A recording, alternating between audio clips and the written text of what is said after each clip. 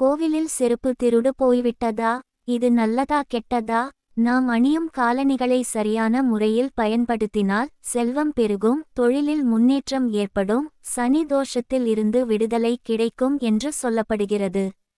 இதை பற்றி விரிவாக இந்த பதிவில் காண்போம். நாம் செருப்பை கழட்டி விடும் போது ஜோடியாகவே விட வேண்டும்.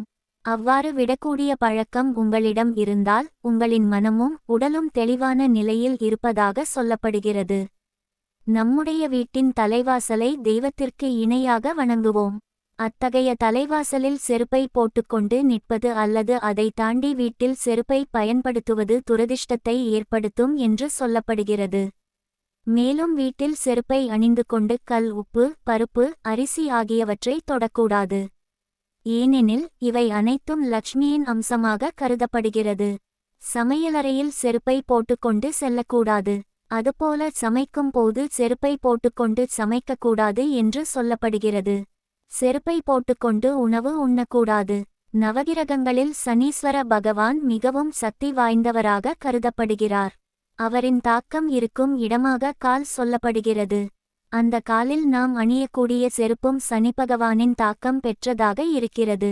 நீங்கள் அணியும் செருப்பு பிந்து மோசமான நிலையில் இருக்கும் போதும் அதை மாற்றாமல் தள்ளி போட்டுக்கொண்டே சென்றால் பணம் சம்பந்தமான பிரச்சனைகள், நஷ்டம் ஏற்படும்.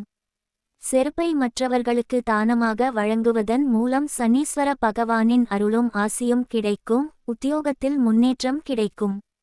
ஒரு சிலர் தங்கள் தொழில் நலிவடையும் போது செருப்பை வாங்கி கோவிலில் விட்டுச் சென்று விடுவார்கள். அதை மற்றவர்கள் எடுத்துச் செல்லும் போது அது தானமாக கருதப்படுகிறது. இவ்வாறு செய்யும் போது தொழிலில் முன்னேற்றம் ஏற்படும்.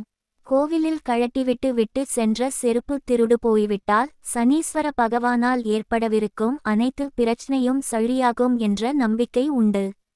உங்களுடைய கெட்ட கர்மா, பாவங்கள் போனதாக அர்த்தம். உங்கள் செருப்பு தொலைந்து போனால் அதனால் உங்களுக்கு நல்ல முன்னேற்றம் ஏற்பட போவதாக அர்த்தம்.